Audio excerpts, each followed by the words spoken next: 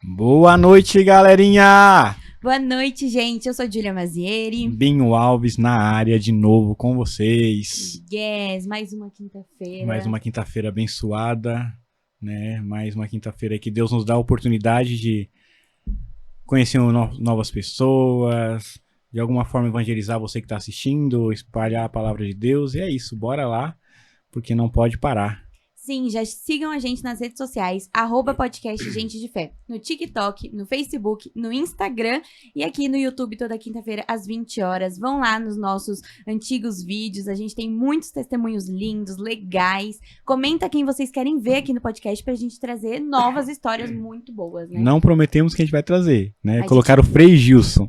A gente Hashtag, tem sonho, né, de trazer o Frei Gilson, mas eu acho que é um pouquinho difícil, né? Não é, eu não acho. Um pouquinho difícil, Eu não né? acho. A gente tá tentando Moisés Rocha, mas também um pouquinho difícil. Hoje eu tava falando com o pessoal do Instituto Hesed, quem sabe, né? Tá vendo? Então, vamos lutando, vamos aí batalhando para tentar trazer pessoas pra gente divulgar cada vez mais histórias, testemunhos. E eu digo pra vocês com toda a sinceridade do coração, a gente aqui mais aprende, né? Acho que o primeiro a ser evangelizado aqui com os testemunhos, com as histórias, somos nós, né? Então a gente agradece a Deus por essa oportunidade que Ele nos dá. A gente é muito grato a Deus por esse podcast, por tudo que Ele tem feito em nossas vidas.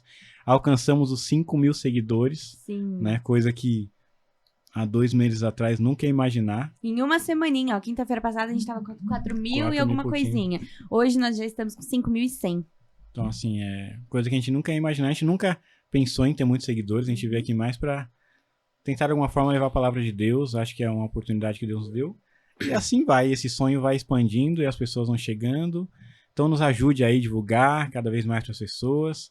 Gratidão a você que nos segue, nos assiste. E bora lá. Bora lá que nós temos hoje um convidado internacional, né? Internacional, yes. De outra diocese é internacional. Sim, pra gente. Né? Pra gente é de outra diocese internacional. Muito indicado, muito mesmo. Indicado por amigos especiais aí.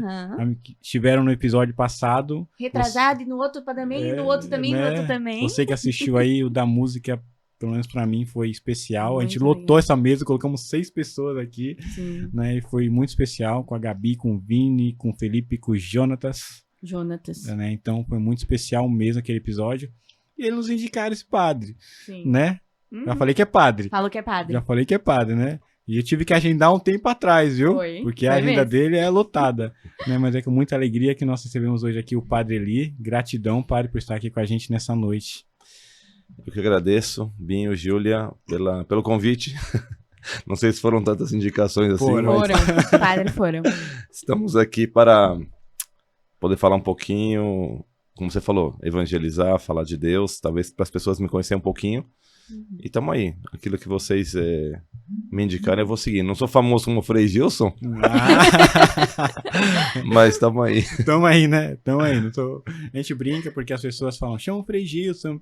Como se fosse fácil. Uma moça comentou no nosso vídeo, nossa, não vejo a hora de ver o Frei Gilson. A gente também. Né? Assim, eu até tenho contato, mas é muito difícil. Ele tem muito compromisso com a Canção Nova e tudo mais.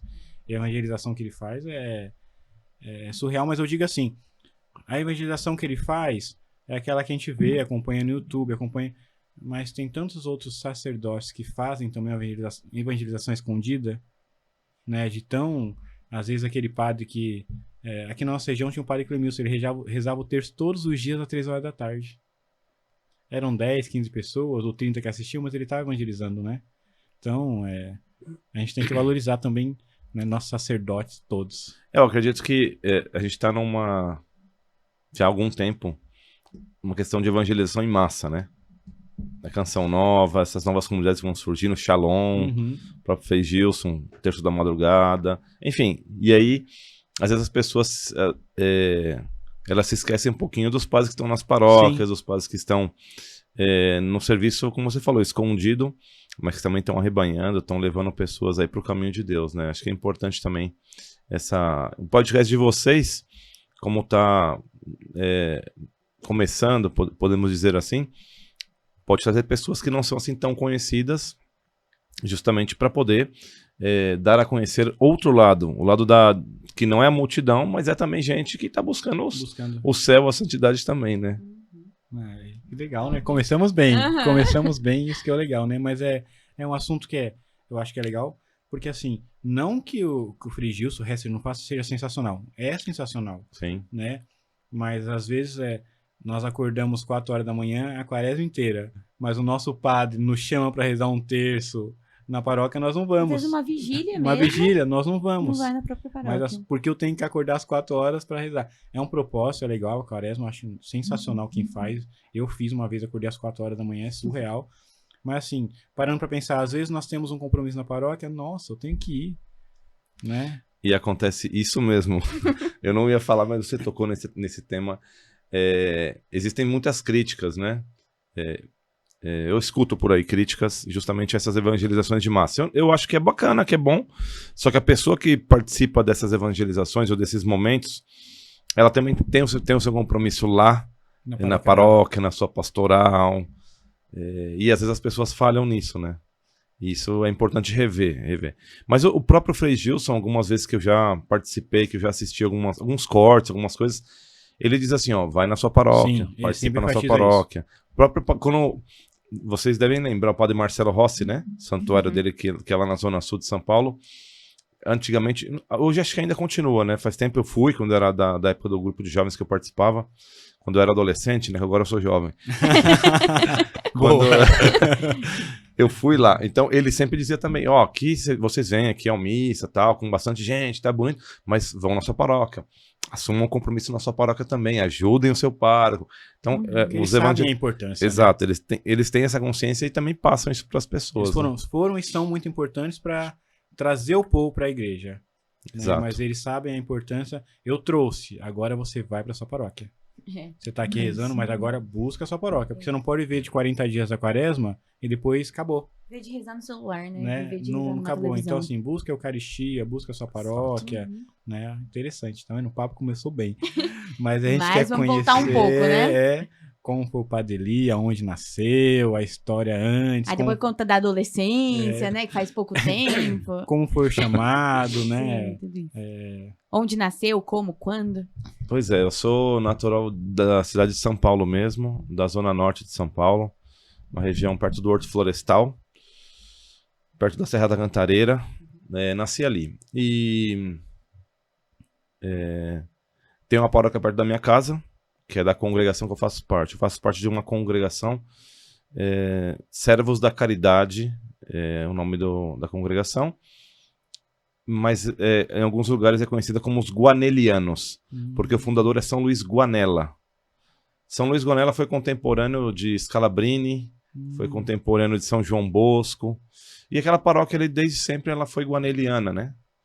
E eu fiz os primeiros sacramentos ali, etc., e depois comecei a participar daquilo que estava no meu tempo de adolescente, de jovem e tal, grupo de jovens e tal. E o meu chamado ao sacerdócio, ele veio já meio tarde. Eu fui pro seminário com 30 anos.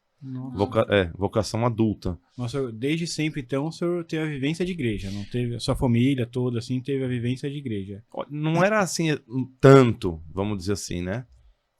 Minha mãe chegou a ser foi catequista e tal. Mas, assim, família católica, ia à missa, uns mais, outros menos, né? Participar, uma boa participação. Eu também, mas cheguei a me afastar um tempo, né? Uma época eu me afastei, depois quando eu retomei para ir para Crisma, meio forçado, assim, como... Acho que a maioria, né? Normalmente acontece. Forçado. As meninas, se você não crismar, não vai casar. Hoje em dia eu não sei se isso tem muita diferença, né? Porque a molecada não quer mais casar, né? Não quer nem casar, nem ter filho, nem nada, então é mais difícil. Não sei se tem muita diferença, né? Aí eu sei que depois da Crisma vieram fazer um convite para o grupo de jovens. E aí, só que eu tinha, como vida de adolescente, de jovem fora, você tem também no seu bairro, tem opções também, né? Então, coisas que eu fazia. Primeiro, eu sou corintiano. Top! Começamos bem aqui, ó. Vai, Corinthians. Aqui é Corinthians, ó. Eu, a Júlia, o Raul que tá na Tec, é tudo corintiano. Não precisa cantar aquela musiquinha não, né? Não. Pra não criar problema. né? Porque, desculpa você que não tem mundial, mas a gente não vai cantar. Já falou. A gente falou sem polêmica. Já começamos com Com polêmica. Não, foi mal. Desculpa aí. Vamos evangelizar. Aí eu ia no estádio, em jogos de futebol, eu sempre gostei, mas até hoje eu gosto, mas claro, a gente vai diminuindo essa questão do fanatismo, óbvio que a gente sabe que não é bom. Mas eu ia em estádio e tal, gostava. Depois também eu surfei, por 10 anos eu surfava. Que top. Eu ia sempre pra Bertioga, junto com o meu primo Danilo, a gente tinha uma casa em Bertioga, eu ia todo final de semana. Aí, quando comecei a participar do grupo de jovens, eu começava meio a dividir. Lá e cá. Porque tinha uma galera lá, uns amigos, e comecei a fazer amigos na igreja, entendeu? E isso foi um conflito em certo ponto, né? Na verdade, acho que a maioria é um conflito, né? Quando você tá conhecendo a igreja, é um conflito um pouco por vergonha. Dos seus amigos, Sim, né? exatamente. Como que você tá indo pra igreja? Né? Às vezes você nem fala, né? Você nem fala. Né? Então, O jovem tem vergonha de falar. Então, Vou pra igreja, ou de usar um crucifixo, de falar. Então, né, acho que a maioria da juventude, aquele que não tem a vivência plena ali, da família, que vai na igreja, como, sabe, que tem uma amizade fora, né? Aconteceu comigo também. Você fica falando, não, tô nem na igreja, não. É a minha mãe que eu tô indo, ligou. não, tô indo por causa de uma menina. Não, tô indo pra alguma coisa, né? Você Exatamente. E eu tentava trazer os meus amigos pra igreja, falava quando eu tava indo. Mas eu também não tava assim bem firme, né? Aí até que uma amiga minha falou, você podia coordenar o grupo de jovens. Eu já tinha 20 e tantos anos. Falei, não, eu não, né? Mas tava frequente no grupo. Tava frequente. Eu sempre tive um pouco o dom da liderança. E ela percebeu isso em mim, né? A Roberta, inclusive, minha amiga faleceu com 40 anos. Nova. Ela faleceu com câncer na cabeça. E o nosso grupo de amigos lá da igreja sente muita falta dela, né? Já fazem 8 anos.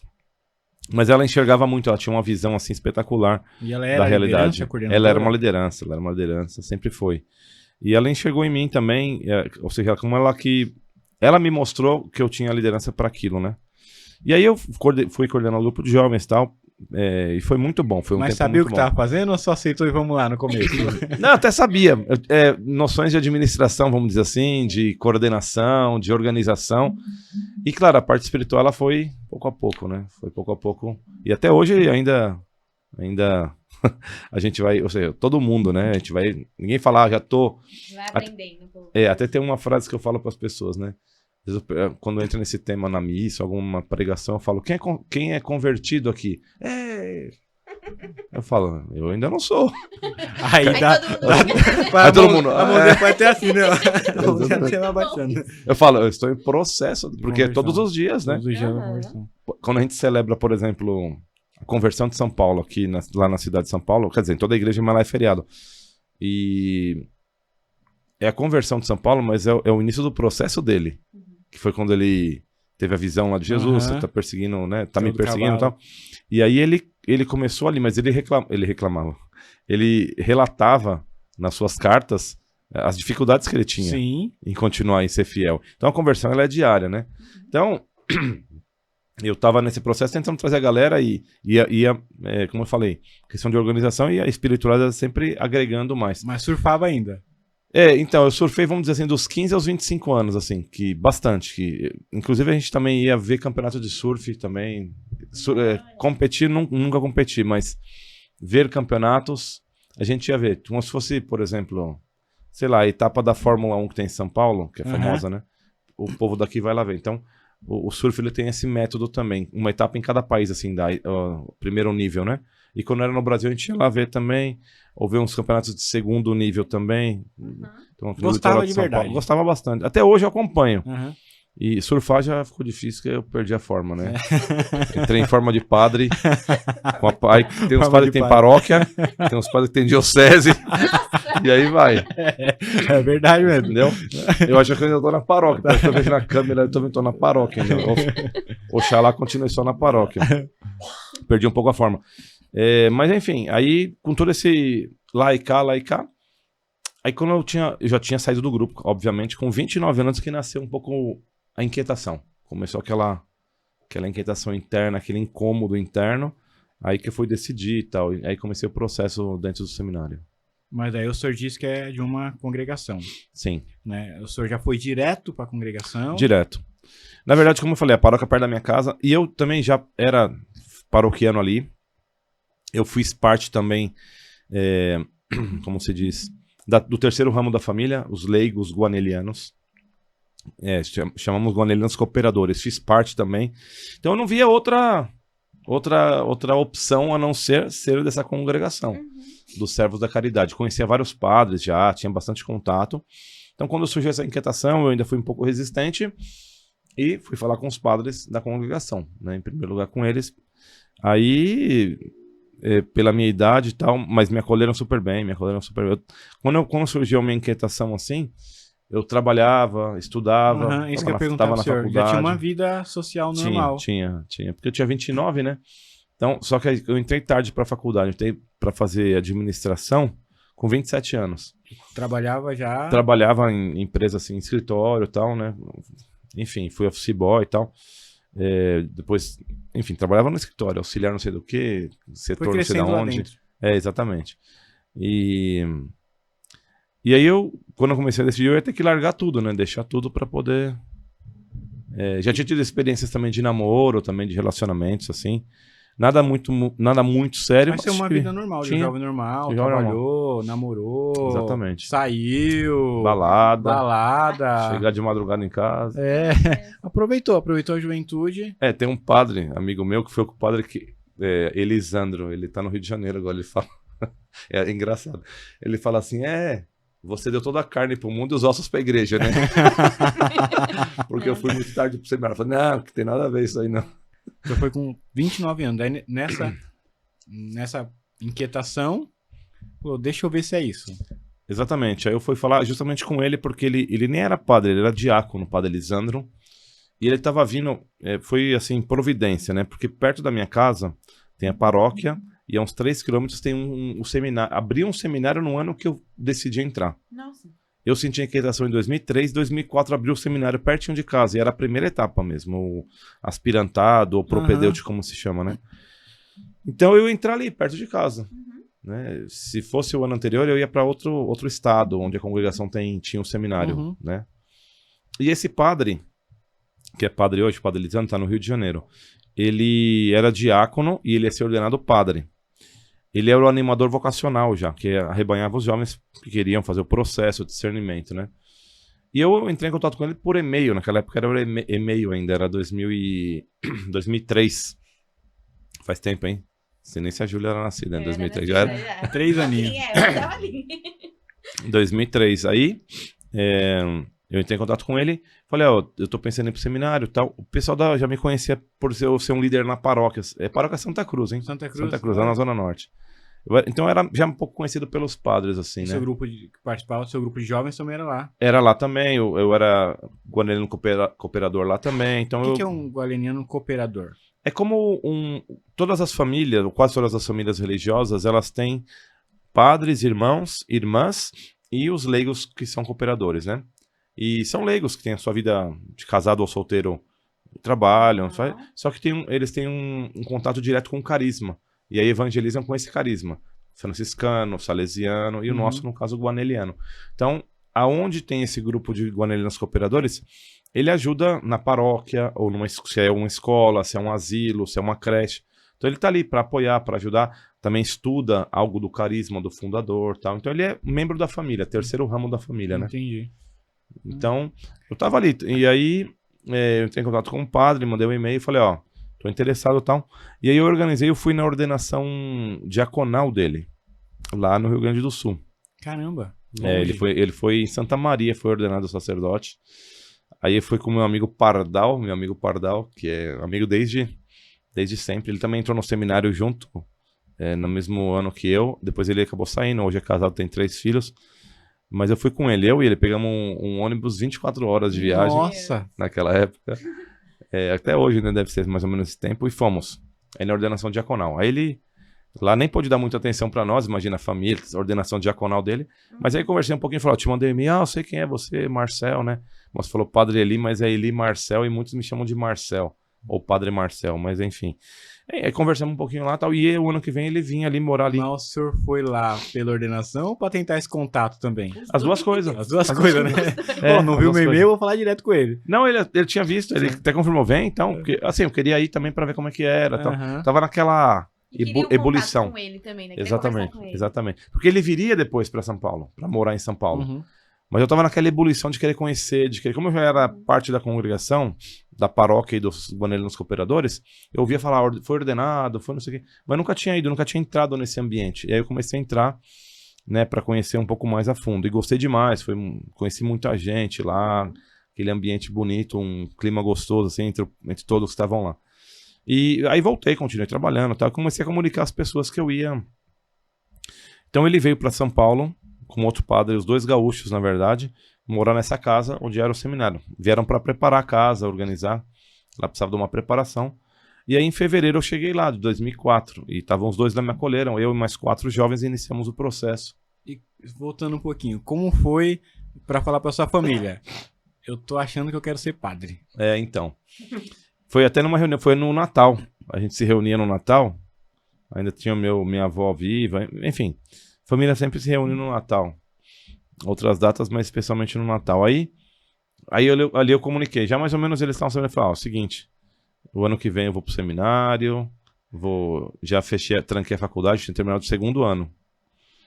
Já falei no trabalho, eu vou ficar no trabalho até as vésperas de ir e tudo mais, fazer uma experiência e tal. Acolheram numa boa, talvez pela minha idade, já adulto, né? Sabe o que quer, né? Sabe o que quer, sabe o que faz. E aí foram bem claros, eu lembro meu pai falando, você pode ir, mas se você tiver que voltar, a casa é sua, né? Você vai voltar, tem o seu espaço aqui de novo. Não... Enfim, foi acolhido com tranquilidade. Com um pouco de surpresa, a maioria dos meus amigos, assim, que me conheciam desde sempre, com muita surpresa, eles ficavam apostando quando que ele vai sair, né? Entre eles. Nossa. Não, de brincadeira, você fala de Mas brincadeira. eu nunca vi um padre surfista. Então acho que esse foi um choque, sabe? Mas tem até agora um que vai ser santo, né? O Guido Schaffer, que ele era seminarista, não chegou a ser padre, ele era seminarista, e surfava, e era médico, e até lá no Rio de Janeiro eles fazem a missa mensal, pedindo a canonização dele, acho que é a beatificação ainda. Ele é o padroeiro dos surfistas, dos padres, dos religiosos e tal. Mas realmente não é difícil. Não é comum, né? Não é comum. E assim, e também eu acho, normalmente os padres, o momento de entrar no seminário é com 18 anos, 20 anos, 19 anos, mas também tem aquele negócio de ou não é, né? Não tem tanta certeza da maturidade com 29 anos, né? Então, Binho, na verdade, não é que o cara tem dúvidas sempre. Claro, com mais idade, maturidade muda, né? Com certeza. Só que Deus chama sempre, cada um atende o chamado no seu momento. Às vezes, de repente, Deus estava me chamando sempre, eu estava surdo lá pro chamado dele. Então, por isso que deixei passar. Mas na congregação, tem padres, né, alguns faleceram já, que entraram no seminário com 12, 13, que antigamente era seminário menor. 15 anos. Nossa. Entendeu? Entendeu? Então, teve padre que ele foi acolhido nas nossas escolas, que a gente tem escolas, antigamente era tipo assim, era meio orfanato, né? Hoje já não pode mais. Então ele era do orfanato e dali ele passou, foi ser seminário, foi ser padre. Então as histórias de padres, só que assim, já faz alguns anos que as vocações adultas estão florescendo mais. Muitos padres de vocação adulta. Adulto eu falo para cima dos 21, e aí tem padre que como 29, mas até mais velho também desperta e vai, já teve uma vida, tem uma profissão e tal, e vai, enfim, escuta ou está aberto ao chamado e acaba fazendo a experiência, entendeu? Que incrível, né? Você vê, não tem idade, né? Não tem idade. Deus chama sempre, ele não deixa de chamar. Só que o escutar ou o estar atento é de cada um, né? Daí com 29, então, foi o senhor? Comigo foi com 29 anos aí. Quantos jovens mais? Eu e 4 jovens. Novos, mais novos. Todos mais novos. Né? Todos mais novos. Normalmente nos meus grupos de amigos e tal, tudo sempre o mais velho. Ou quase sempre o mais experiente. E essa experiência de ir pro seminário com mais novos... Não, foi tranquilo. Assim, o outro amigo meu que foi... Dois eram amigos meus, o Pardal e o Jonas. Carlos Eduardo Pardal. Eles tinham um pouco menos de idade que eu. Se eu entrei com 29, eles tinham tipo 25, 26. Já é maduro já também. Já um pouco mais maduro. E os outros dois, que eram 2 pernambucanos, eram um pouquinho mais novos, 23, 24, assim. Mas todos maduros já, então. Todos já adultos. Tinha uma idade boa, né? Todos já eram adultos. Desses 5, eu sou sacerdote hoje e outro, um pernambucano, o padre Pedro Sérgio, só que ele não é pela congregação, ele saiu e foi ser diocesano lá na Diocese de Salgueiro, em Pernambuco. E os outros saíram e hoje cada um tem a sua família, os amigos, eu tenho contato com eles também. Pardal, a gente se vê direto, assim, sempre a gente está se encontrando com a família e tal. É um grande amigo desde da minha infância. Que legal. Daí, explica pra gente um pouco, padre, essa congregação. Porque a gente sabe que na Diocese tem tantos anos, alguma coisa assim. É um pouco diferente? Qual que é o carisma da congregação? É um pouco diferente. A Diocese, as congregações têm algumas etapas que as dioceses não têm. Que no caso, especialmente, é o postulantado e o noviciado. O postulantado é um conhecimento um pouco do carisma, quer dizer, os dois, né? Postulantado e noviciado. É um pouco conhecimento do carisma, do fundador, dos escritos, enfim, tudo isso que é próprio de um fundador. Isso começa no noviciado e quando entra... começa no postulantado e quando entra no noviciado, o noviciado é uma preparação imediata para fazer os votos religiosos. Então é um ano canônico. Eu entrei, por exemplo, dia 29 de junho, foi a entrada oficial, e dia 29 de junho do ano seguinte foi os votos religiosos. Eu até cheguei um tempo antes da adaptação, mas teve uma entrada oficial e os votos religiosos, que aí você faz o voto de pobreza, obediência e castidade. Uhum. E esses votos o diocesano não faz. Ele não faz noviciado ou não faz os votos. O diocesano ele faz uma experiência inicial, propedêutico, já vai para filosofia, teologia, depois ele faz um estágio. Tem outros nomes, né? E depois desse estágio ele é ordenado diácono e padre. Nós, então, temos também essas etapas, mas tem o postulantado e o noviciado no meio. Tem a mais, então, na verdade, não tem congregação, né, do que... no meu caso foram 11 anos o processo. Meu Deus. 11 anos. E eu morei em vários lugares também, né? Porque como é congregação, ela vai te enviando para então, daí o senhor entra nesse seminário, mas estuda filosofia, estuda teologia, essa parte estuda igual. Estuda igual. Mas daí, aqui na Diocese, por exemplo, a gente sabe que eles estudam em X faculdade. Sim. E na congregação, eles mandam pra fora, como que é? Outra cidade ou era pertinho de casa também? Não, já não era pertinho de casa, não. Então, eu vou voltar só um pouquinho. Tá bom. Binho e Júlia. Em 2004 eu fiquei no seminário, só que no final do ano eu saí. Que top. Saí do seminário. Olha, o que você tá fazendo aqui então, padre? Não, eu voltei depois. Saí. Então tá bom, padre. Terminou. Terminou. 2004 eu saí do seminário. Achei que tinha feito a experiência, que Não era isso. Fiz quase completo um primeiro ano de propedêutico. O Pardal saiu junto? Não, o Pardal saiu antes. O Pardal já vacilou antes. O Pardal e o Jonas já vacilaram antes, já saíram antes. O Pardal voou antes. Voou antes, Pardal. Aí eu saí e falei, não é pra mim, fiz a experiência. Falei, Deus, obrigado por essa experiência, valeu a pena. Aí eu consegui voltar pro mesmo trabalho que eu tava, mesma função, inclusive. E o mesmo, onde eu tinha parado na faculdade, voltei igual, né? Voltou à faculdade. Tranquei, eu tinha trancado, voltei, eu sei. Aí voltei minha vida, beleza. E aí voltei, só que aí 6 meses depois, já de novo a inquietação. Aí eu falei, Deus, tá pegando. Tá de né, brincadeira, mano? Tá de brincadeira comigo, de novo? De novo. E ele começou a rir, né? Sim. Aí eu fui falar com o padre, porque eu morava perto ainda do seminário. Eu fui lá falar com o padre, falei, padre, olha, aconteceu isso. Ele falou assim, tá vendo? Você lá teve uma crise, que todo mundo tem crise no matrimônio, no sacerdócio, todas as idades têm crises. E você saiu no meio da crise, não esperou passar. Ele me orientou na época, o padre Eudacir, né? Que também é meu amigo, hoje ele mora aqui em São Paulo. Então, ele falou, você saiu e tal, mas enfim, agora você vai ter que terminar a faculdade para voltar. Faltava 1 ano e meio. Só que aí, o que eu fazia? Eu fiz um esquema com o padre Eudacir e o padre Elisandro, que continuava lá. Que eram os dois que quando eu entrei. Segunda a sexta eu trabalhava e estudava. Quando era sexta-noite eu já ia direto para lá, pro seminário. E passava o fim de semana lá no seminário. Com os grupos, porque já eram outros que lá passavam 1 ano e já mudava. Ia para outra etapa. Então eu entrei em 2004, aí conheci todo o grupo de 2005 e de 2006.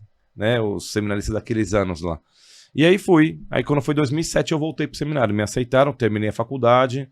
Saí de novo do trabalho, falaram, trabalho, vai sair de segunda vez que tá saindo, hein? Agora não volta mais. Não tem volta. Agora falei, não, agora é já mais consciente e tal. Enfim, aí eu já tinha 31 praticamente, né? E aí já me enviaram para Porto Alegre. fui morar Nossa. em Porto Alegre. E a filosofia foi em Porto Alegre. Foi a etapa seguinte. Aspirantado, já filosofia. E Aí é foi longe em da Porto Alegre. família também, né? Aí já 1.000 quilômetros, né? Porto Alegre, eu fiz a filosofia na PUC de Porto Alegre, 3 anos. Show. Morava numa paróquia, a gente morava na seminário, paróquia, tinha um complexo, escola, Santuário Nossa Senhora do Trabalho lá em Porto Alegre. Tenho amigos até hoje lá. Enfim, foi uma experiência espetacular. Aí eu saí de Porto Alegre, fui 4 anos? Quantos 3 anos. 3 anos. Porque como a gente estudava de sábado, então foi 3 anos de faculdade. E aí essa etapa também já foi, não era só faculdade, tinha a experiência também. Eu cheguei lá e nós éramos 14 nesse ano que eu cheguei.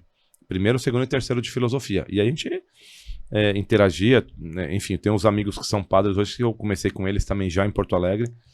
Fui até o final, etc. Aí terminou 2009 lá, teve a formatura e tal. E aí eu fui pra Piraquara, que é a região metropolitana de Curitiba. Nossa. Fui pra Curitiba. Aí lá era postulantado. O postulantado já não tem curso superior, faculdade, é uma etapa mais interna. Como eu falei, Ainda da teologia. antes da teologia. Postulantado em Piraquara, 1 ano também. Igualmente, amigos, experiência. Morávamos na casa, paróquia do lado também, uma paróquia, sempre paróquia da congregação. E sempre tendo aquela vivência de Desculpa. paroquial, né? Sempre tendo as obrigações de postulatário e a obrigação da paróquia. Os formadores de cada etapa, eles faziam isso.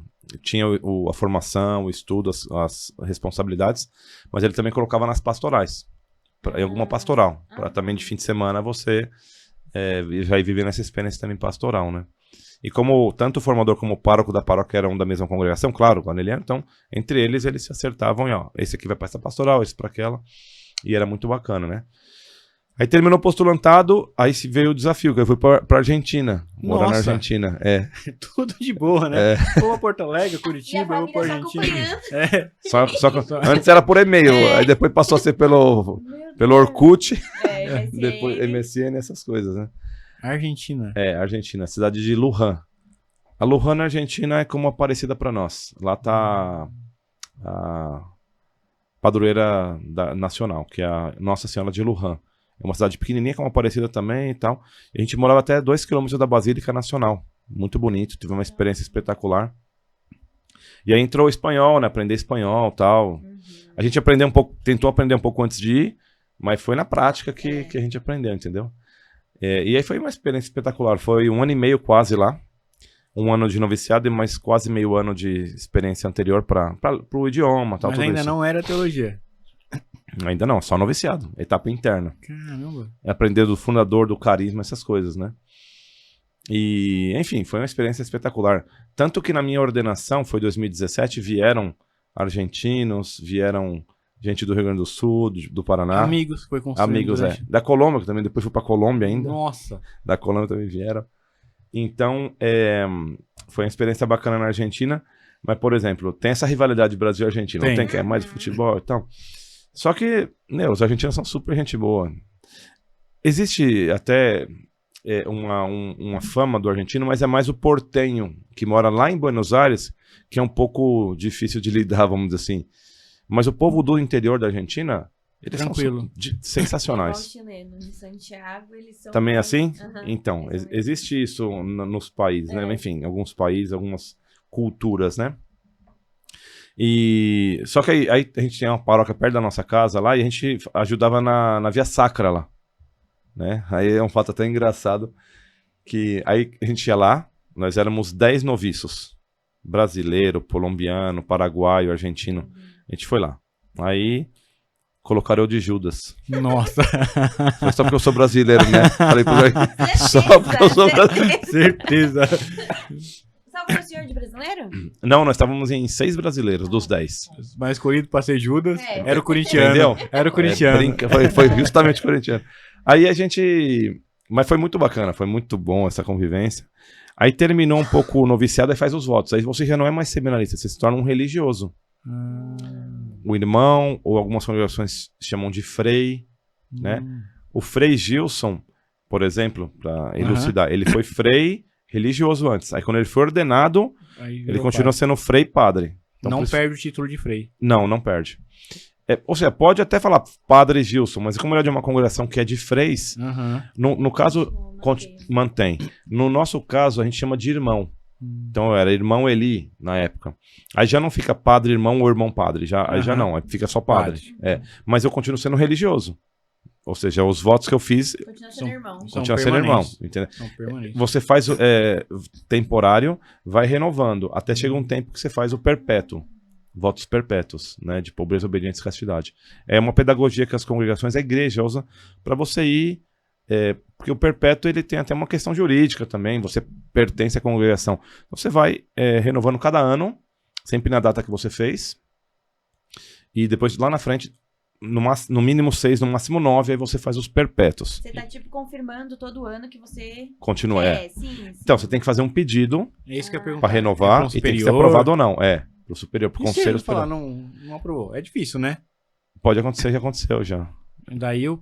o cara tem... eu sei, se falar, ó, eu mando pra aprovar, sou religioso, tô no caminho. Manda o meu pedido, como sempre tem que mandar. 1 mês, 2 meses antes. Aí volta, sim, nós aprovamos, tal. Prepara a cerimônia e tal. Não, aí o cara tem que... É a saída dele do seminário, né? É o desligamento. Nossa. Porque se ele não renova, aí tá desligado. Aí se o cara faz alguma coisa grave, sei lá. Aí, mesmo antes da carta, tudo já pode também desligar. Ou, se ele também quer, qualquer momento também pode desligar. Mas o pedido, de repente, dá uma oportunidade para a pessoa melhorar, avançar e tal. Aí é um pouco mais difícil que no pedido não aceitem. Comunicam antes já, e a pessoa nem faz o pedido, já se desliga. Sempre acompanhados, né? Sempre tem alguém acompanhando o superior que tá vendo o passo a passo de vocês, né? Então, acho que por isso que é difícil. Tem conversa mensal, tem convivência diária, enfim, tem tudo. Celebração, oração junto, comida junto, tudo junto. Né? A comunidade. Dá pra perceber, né? Quando alguém não tá bem, alguma coisa. E depois assim. Eu cheguei a ser formador também depois, né? Aí agora eu não sou, mas eu fui formador também. Aí já tive que lidar com isso, né? Mas daí o senhor tava na Argentina como noviciado.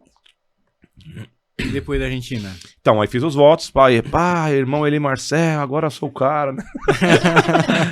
Aí um pouco de férias em casa, porque eu fiquei 1 ano e meio direto lá. Aí me mandaram... Como foi 29 de junho, o meu e dos meus companheiros, porque cada ano, alguns fizeram em 2 de fevereiro, agora, enfim, vai mudando os processos, né? Era no meio do ano e a faculdade é início do ano. Então, a gente tinha meio ano aí então, nos enviaram como irmãos para algum lugar. Então, enviaram eu e um outro companheiro, o padre Francisco Bernardoni, que também é truta meu aí, ele e o padre Tiago, 2 camaradas, amigo, né? Amigo de sacerdócio. Mandaram eu e o padre Francisco Bernardoni para Carazinho, no Rio Grande do Sul. Meu Deus. Lá onde faz menos 2 graus no inverno. Meu Deus. Lá onde eu acordei um dia, a vasilha do cachorro assim de água tava só gelo. Frio pra caramba naquela região de Passo Fundo e tal. Frio e a gente não combina. Nós estamos morrendo de frio aqui já. Tá Mas frio aqui hoje? Quanto? 13 graus? Por aí, 13, por aí. 2 graus. Aí fui pra Carazinho, fiz uma experiência de 4 meses lá, foi sensacional também. Me preparando, questão do visto, do passaporte para ir pra Colômbia. A teologia foi na Colômbia. Aí em janeiro de 2013 fui pra Colômbia. E lá foram 4 anos de faculdade, a teologia. E assim, toda vez que troca de país, troca alguma coisa, a cultura toda muda, né, padre? Teologia já não é fácil em português, imagina. É verdade. Muda a cultura, muda a comida, muda as pessoas. Mas eu vou falar pra você, é uma riqueza impressionante, que dinheiro nenhum compra. Dinheiro nenhum compra você poder viver em outro país, conhecer outra cultura, outras pessoas, entender a fé também dessas pessoas, né? Uma experiência espetacular. Que muda, né? Muda o estilo, muda tudo, né? Mesmo sendo um país vizinho, muda muita coisa. Parece que não. Eu acredito que até a missa deva ser diferente das pessoas, né? Eu digo assim, das pessoas do convívio, eu não sei, né? O rito da missa é igual, mas ela tem, claro, os cantos, às vezes a maneira assim de celebrar. O que muda bastante nos países vizinhos nossos aqui é a questão da... Como é que se chama?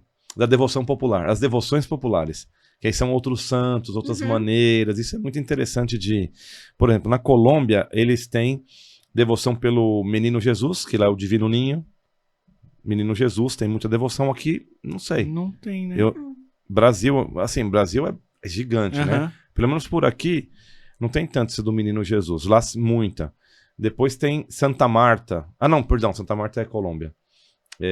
Mas é Colômbia que eu tô falando mesmo? Colômbia. Santa Marta também é uma devoção Nossa, muito forte lá. Marta, irmã de Maria. Isso. Quase não se fala, né?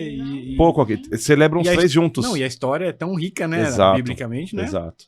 É verdade. Tem Santa até um Marta, lugar lá chamado Santa Marta, um lugar na praia que é bonito, uma cidade. Aqui nem se fala. Não. Depois tem o Senhor dos Milagres, que é um Cristo crucificado, escuro, assim, negro, enfim. Então, essas coisas enriquecem, né? Procissões diferentes, maneiras diferentes de celebrar essas coisas. Isso enriquece muito. Porque assim, a nossa igreja é linda, que o nosso rito é igual no mundo inteiro, né? Mas as diferenças dessas peculiaridades. Essas né? particularidades. Tá? Até esses dias eu faço a missa das 10 lá na Sala das Graças. Comecei a fazer isso no Paraguai. Morei no Paraguai antes. Pera aí. Vai chegar lá. Vai chegar lá ainda. Estamos na Colômbia ainda. Eu sou apenas um rapaz latino-americano. Estamos na Colômbia ainda. Estamos na Colômbia. Mas eu faço... Aí na missa das 10, eu comecei lá no Paraguai e continuo aqui na Sala das Graças, chamar as crianças na hora da homilia. E elas vêm e se sentam todas comigo ali eu me sento ali na frente do presbitério, na escadinha, e elas sentam todas comigo. Eu faço homilia pra elas. Eu dou umas cutucadas nos pais lá e falo pra elas, não é? Ela é verdade. Vocês rezam em casa? Não, olha, tá vendo? Seus pais não querem rezar. Vocês têm que rezar. Enfim, faço com elas a homilia, né? Isso nasceu no Paraguai, mas é algo tão importante. Então, eu não sei nem o que eu tava falando, mas agora acabei esquecendo. Eu tava na Colômbia. Da devoção, das peculiaridades. É que falou do rito da missa. É isso aí. Ótimo, valeu, Júlia. Lembrou. Aí eu comecei a falar pras crianças. Foi falado um dia. Eu falei da igreja na homilia, né? Tu és Pedro, essa pedra edificarei a minha igreja. A igreja, a gente tem que ter orgulho de ser católico. A igreja é una. Você pode ir em qualquer país do mundo que você não vai entender uma palavra, mas você vai saber em que parte da missa está. Verdade. Aí eu falei, crianças, por exemplo, se alguém vai lá e fala bom dia, onde ele tá? No Brasil. Buenos dias, onde ele tá? Falaram na Argentina. Fala arigato, Japão. Eu falei, e se falar na China? Todos eles falaram. Porque essa universalidade da igreja que é bonita. Então, onde você tá situado. Você se sente em casa. Você entra numa igreja e fala, tô em casa. Mesmo que você não entenda, né, as palavras, você sabe onde tá na missa, é verdade. E você entrar também no templo, já se sente em casa, entendeu? Então tudo isso foi muito bonito. Aí, na Colômbia, eu estudei lá, nós estudamos em 2 faculdades diferentes, porque foi um processo de troca. Primeiro numa faculdade chamada Bolivariana, e depois na Santo Tomás de Aquino, que aí seriam com os dominicos, né? Foi os últimos 2 anos, foi muito bom. Aí a gente se formou lá, e no meu caso, e com outro padre amigo, o padre Rudinei Orlandi, são os 3 que a gente se formou quase junto. O padre Tiago, o padre Bernardone e o padre Rudinei. Aí nós...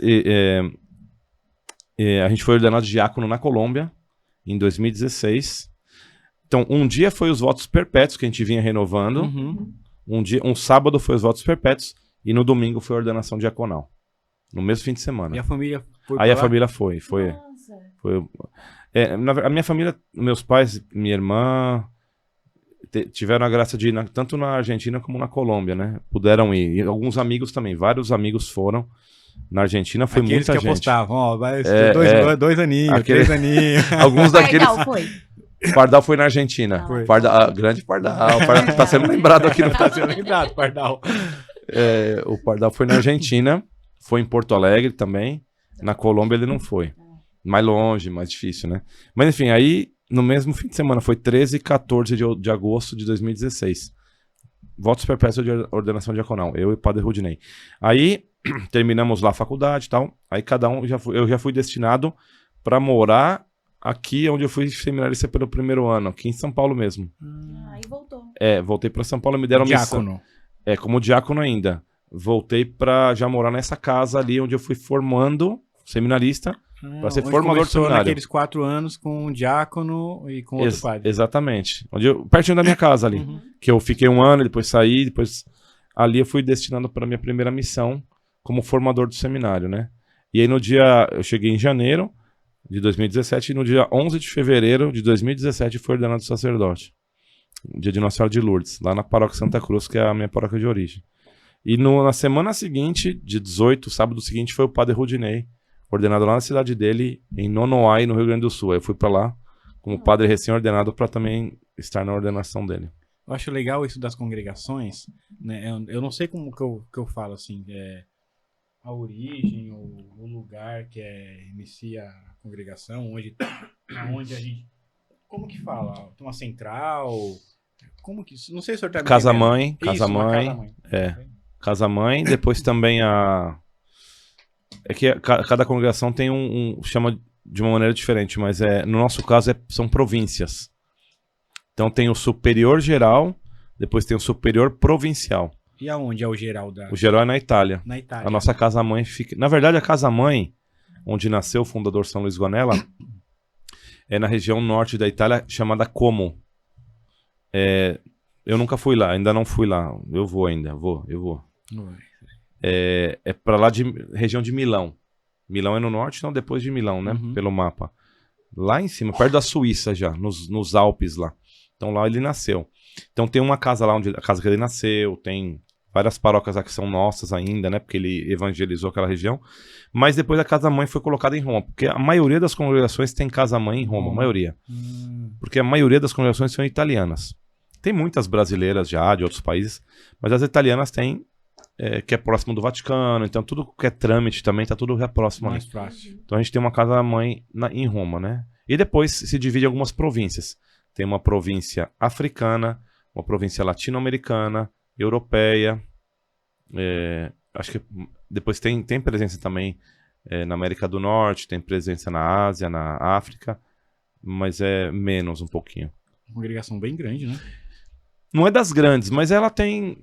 Eu acredito que atualmente, entre padres e irmãos, tem uns 500 membros. Nossa. Depois nós estamos nos 5 continentes, em 25 países, mais aproximadamente 25 países.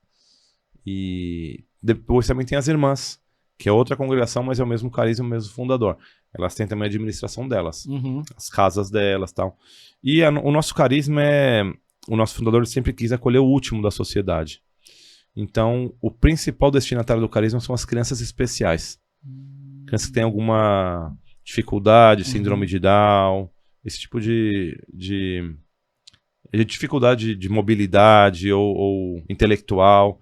E aí, elas são acolhidas nas nossas casas, né? Mas também nós temos asilos, temos casas de turno inverso para as crianças que elas vão na escola de manhã e de tarde vão na nossa casa fazer oficinas, reforço, esportes. Tem paróquias também, é um carisma amplo, nosso carisma é amplo. É bem amplo mesmo, mas o carisma é lidar com as crianças. Então, os últimos, as crianças últimos. É como se fosse os principais, né? São as crianças, mas é muito difícil atualmente ter casas com crianças assim, porque os governos exigem muito especialização. Não tá errado, mas às vezes as exigências elas vão além do que a gente pode oferecer. Entendi. Às vezes você só quer ajudar e aí você precisa disso, você não consegue ajudar também, então. Exatamente. E aí cada lugar é de um jeito. Então, por exemplo, aqui em São Paulo, ali onde eu te falei, onde moram meus pais atualmente, desde sempre moram ali, e tem um seminário, e tem é uma escola para crianças especiais também. Então ali tem um convênio com a prefeitura de São Paulo. Então, em alguns lugares existem convênios com a prefeitura, com o estado, para poder também colaborar. Eles exigem, mas eles também colaboram em alguns lugares, né? Então, aí só que a gente mantém, no caso ali, a missa, a oração com as crianças, é uma casa religiosa. Alguns lugares é um pouco mais difícil isso. Tem uma ajuda, mas tem que ser um pouco neutro, ou laico, entende? Mas as congregações nasceram pelo Espírito Santo, né? E não por uma organização... não é algo de uma ONG. Uma ONG. É uma ONG, é algo que tem a religião. É outro, né? Tem a fé ali, exatamente. Tem a fé ali. Daí o senhor, então, ficou ali como formador, naquele seminário que é do ladinho de casa, ia visitar a mãe sempre. Aí ficou mais próximo, os amigos e tal, né? Ficou próximo aí a paróquia, visitava. Mas daí o senhor não se torna pároco. Não, era só... Tinha um seminário, no mesmo espaço do seminário tem aquela escola de crianças especiais, e a 3 km dali estava a minha paróquia. Então tinha um pároco de lá, tinha um diretor da obra lá. Um vigário, digamos assim. Pároco mesmo. O senhor era pároco? Não. Eu não. Você Eu formador. foi morar no seminário. No seminário. Eu morava no seminário. Só como padre, mas como formador. Nós formávamos uma comunidade de 4 religiosos, Uhum. né? Porque eu falei do irmão, mas tem alguma vocação que ele se mantém como irmão, não é ordenado padre. Ah, Irmãos a vida toda. Eterno irmão. Faz igual. Votos perpétuos, vive em comunidade, mas ele é irmão. Então ele não celebra a missa, enfim, sacramentos não tem, né? Aham. Se dedica mais ao carisma. Então ele é diretor de obras, de creches, de asilos, né? Ele dedica aquilo ali mesmo Dedica- que ele foi chamado, mas o chamado dele não é pra ser um padre. Não é pra ser padre, não é Mas sacramental. eu quero ajudar coordenando uma escola, alguma coisa, um asilo, alguma coisa. Porque esse é meu chamado. Exatamente. Ah, que legal. Não é, são poucos os irmãos, mas nós temos. Então, naquela época que eu cheguei lá, 2017, era o pároco da paróquia, o diretor da escola, um irmão que ajudava e eu no seminário. Então a gente formava uma comunidade, rezava Uhum. junto, convivia junto, mas cada um com a sua responsabilidade. E nos ajudávamos, O obviamente, senhor né? auxiliava na paróquia. Eu de vez em quando auxiliava, quando o padre chamava. E era assim. Desculpa aí, porque esse frio tá... Pegou todo mundo assim. Todo mundo. Eu também tô meio... E aí eu fiquei 2 anos como formador, aí me mudaram de missão. Pediram pra ser animador vocacional. Com a juventude, aí você viaja, vai pra lá. Aquilo pra que cá. aquele diácono, que eu esqueci Ele o nome... era, o padre Elisandro o senhor era. mandou um e-mail. Exatamente, ele foi meu animador, aí eu fui ser animador de outros, vamos dizer assim, né? Aham. Aí eu fui, só que o primeiro ano como animador me mandaram pra Salgueiro, Pernambuco, pra morar lá. Nossa. Do ladinho de casa, vai pra Pernambuco agora. Vai dar um rolezinho ali. Vai dar um rolezinho em Pernambuco. Foi do menos 2 graus pro 38. Eu fiz até uma postagem uma vez que eu saí dos 14 pros 34. É, E óbvio que eu adoeci, né? é. Eu adoeci nessa época. Eu tive uma infecção respiratória e fiquei internado 5 dias. Era o corpo falando, meu querido. Entendeu? De 14 pra 34, tá louco? Eu saí do avião, veio aquele calor assim. Mas foi uma experiência. Aí eu fiquei só 1 ano em Salgueiro. Infelizmente, pro povo de Salgueiro e pra mim também, porque o povo até hoje, vem pra cá, volta pra cá. Mas eu como Foi animador, intensa. não foi pra uma paróquia. Como eu morava na comunidade, tinha um Comunidade, pároco também. comunidade, Tinha um pároco, pároco. mas o senhor era Eu era animador. Então eu viajava muito. Pra ir atrás dos jovens, fazer encontro vocacional, visitar a família dos jovens e tal. Conhecer, pra poder depois, no ano seguinte, enviar pro seminário. Uhum. E só que eu fiquei só 1 ano em Salgueiro, infelizmente, por causa da... Foi uma ideia pra, talvez, atrair jovens do Nordeste pra nossa congregação, né? Só que, não sei, não deu muito certo, porque eu tinha que viajar pro Sul todo momento. Sudeste e Sul. Então tá muito longe, fora de mão. Morando em São Paulo, você tem mais acesso a tudo. Sim. Aí me enviaram de novo pra São Paulo, na mesma casa. Mesma casa, do ladinho de casa. Mas aí como animador. E aí entrou a pandemia. Foi 2020 e 2021. Aí aí todo mundo parou, né? Eu também parei de viajar e tal. E fiquei esses 2 anos ali como animador, mas ajudava. E aí o que deu pra fazer nesses 2 anos? Não tinha muito o que fazer, né? Não Animador tinha. não tinha como atrás do jovem, Não né? tinha. 2021 a gente começou. 20 foi praticamente zero. É. Parado. Foi difícil pra todo mundo, né? A gente viveu aqui, né? Eu ia nas missas clandestino, digamos assim, porque eu conheci algumas pessoas que cantavam na missa e eu ia lá escondidinho na missa. Ela ia porque ela era pascom, ajudava na transmissão da Agora missa. já pode revelar, né? Agora já pode. Eu ia falar isso, olha o que você tá falando. Não, mas eu ia. Eu conhecia a menina que tocava, eu ia. Porque assim, pra mim, ver a missa pelo... Sem sentido. Não tava me... Não Não, bastava Mas na pra minha mim. paróquia só iam 5 pessoas, que era eu, padre, liturgia, cerimoniário e o músico. Eu ia em Mauá, escondidinho, assim, na missa. Né? Eu sabia que a porta estava aberta, que o padre não trancava, mas também, né? Eu fiz isso também. Eu fiquei 1 mês em uma paróquia, uma experiência não que eu fiz. trancava, mas também não convidava ninguém. A porta do lado ficou aberta. Falei É. assim, ó, se vocês quiserem chegar lá, tá do lado. É. Não chamei ninguém. Não, o nosso padre, ele era mais velho, sabe? Aí teve mais... Fechou Daí eu mesmo, não, fechou mesmo. Peguei, entrei, eu ia lá participar, porque eu tava fazendo falta, mas não tava conseguindo Claro. mais. Sim. A pandemia foi bem difícil, Teve né? uma missa que a gente fez, foi acho que Santa Rita. Uma mulher ficou no portão. Bem no portão fechado mesmo. E ela no portão e a gente olhando e falando, Nossa. meu Deus, o padre não deixou entrar. É Não triste, deixou. né? É, foi Triste, bem- né? Foi um momento Bastante. muito triste. Daí, nesse momento, o senhor É. ficou também... Aí fiquei... Aí 21 eu voltei um pouquinho e tal. Só que aí a gente fez uma... Me uni com uns amigos. O Pardal tava nesses O amigos. Pardal tava... Nossa, Pardal, eu gostei O do Pardal acho que é o cara do churrasco, viu? Eu tô achando que o Pardal é o cara do churrasco. Pardal Ele- surfa? Não Não. surfava. Ele não era do grupo do surf, não. Pardal toca, canta e tal. Ele da RCC, ele tem um grupo de oração. Olha que legal. Quem sabe chama o Pardal. Vamos Chama o Pardal pra vir aqui um dia? Vamos chamar o Pardal. Boa. Pardal, você está convidado a vir no podcast Gente de Fé, viu, Top. Pardal? Está convidadíssimo. E traz Aí, o violão, porque o Vini arrumei- não traz. Arrumei esquema pra você, tá vendo, irmão? Então, aí comecei com umas pessoas, depois eu chamei o Pardal, fui chamando um grupo pra fazer cesta básica pra distribuir pras pessoas, né? A gente começou a fazer. E comecei a fazer também umas lives pelo Instagram e pelo Facebook. Então era todo dia, Facebook e Instagram. Então o Facebook era uma live de oração, rezava, Instagram era pra conversar, pra distrair, entendeu? Na Ninguém pandemia. Na pandemia. Fazia lá da minha casa, lá do seminário onde eu morava e tal. E assim fui levando a pandemia, né? Esse primeiro ano. Depois comecei a colocar formação nas lives. Sempre um tema, fazer uma formação, oração. E assim, E a galera entrava. entrava. Depois fizemos novena, pela tudo, enfim, um monte de coisa. E o pessoal desses lugares que eu conhecia, que eu fui conhecendo, Entrava. eles entravam e, né? E aí vinha Argentina, e Vinha como? colombiano, vinha... Era muita gente. Exatamente. No Instagram era verdade. No Instagram a gente tava, porque era mais uma conversa descontraída. Aham. Aí a gente falava português, portunhol, misturava E é tudo menos lá. tempo também no Instagram, então o pessoal acabava aqui. Exatamente. Aí terminou essa. Só para finalizar aí meu percurso até aqui. Depois você pode fazer outras perguntas se quiser. Mas aí terminou a pandemia. Aí 21, né? Aí no final de 21, que ainda era pandemia um pouquinho, meu superior falou assim: ó, tem uma missão para você no Paraguai, na cidade de Areguá. Areguá é uma cidade como se fosse Ribeirão Pires e São Paulo, pertinho de São Paulo. Pra ser formador de novo, de um seminário. Voltar a ser formador. Aí, opa, beleza, no Paraguai. E aí fui. Mas foi uma experiência também que, não por parte de mim, mas por causa a gente tinha uma casa, tem lá uma casa gigante, eles queriam voltar pra essa casa, abrir de novo, que tava fechada, só que era pouco seminarista. A casa era pra 40, eu comecei lá com 3, 4. Nossa. Então, Nossa a gente ficou esse ano, tem até um rapaz que continua no seminário, graças a Deus, o Vinícius, ele tá lá, tá no Paraguai ainda. Ele esse ano estava lá como meu formando e ele continuou. E aí no final do ano terminou essa experiência, então falou assim, ó, como a gente vai ter, a casa não deu certo e tal, a gente vai te mandar para Assunção no Paraguai, que era pertinho de Areguá, e como vigário paroquial.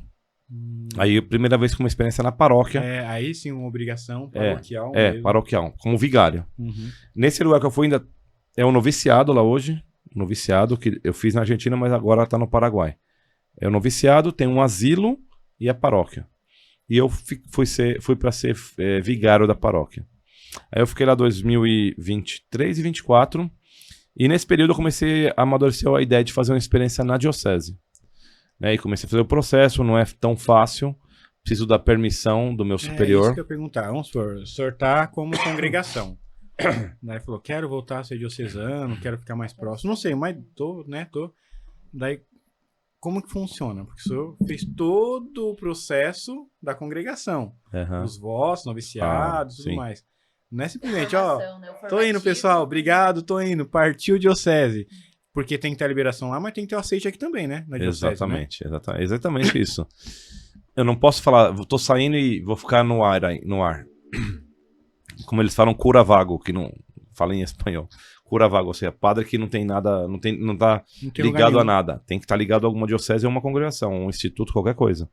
Então, a primeira coisa, eu conversei com o bispo daqui para ver a possibilidade. Falei, ó, tem que fazer uma carta, tal. Então, fiz a carta e começou o processo. Demorou 1 ano. Aí fui falar com o meu superior, ele não Nesse gostou muito. ano, o senhor continuou como vigário lá. Continuei, minha missão é igual. Fui falar com o meu superior, não ficou muito. Ele ficou meio bravo, né? Brigou comigo e tal. Falei, eu quero fazer essa experiência e tal, tenho direito e tal. Tiveram alguns motivos e tal, então eu optei por fazer essa experiência. E aí fui liberado lá da congregação, fiquei no Paraguai até acho que foi até o dia 28 de janeiro do ano passado. Se eu não, desse ano, 28 de janeiro. 25 já. Já. Eu fiquei lá no Natal Novo, até 28 de janeiro. E aí justamente estava organizada uma excursão, uma peregrinação, excursão para Aparecida, um busão lá da paróquia do Paraguai para Aparecida. Eles queriam conhecer, aí eu incentivei e tal, porque eu fui 1 ano com eles para Salta, Argentina, uma peregrinação. Eu falei, vocês têm que ir 1 ano com eles para Aparecida, não sei o quê. Vamos. E agilizaram e a gente veio. Aí quando eu já sabia que estava meio certo de eu vir para cá, eu falei assim, venho com vocês pro Brasil, mas não volta, hein? se você não voltar, ninguém volta. Ou se vai voltar amarrado, né? Brincavam assim, né? E pensava que era brincadeira, mas... E foi verdade. Triste, foi triste porque a despedida foi amarga. Mas enfim, aí vim pra cá, aí eu não sabia onde eu ia ficar ainda. Já tava tudo aprovado, documentação, congregação e diocese, tudo aprovado, mas não sabia.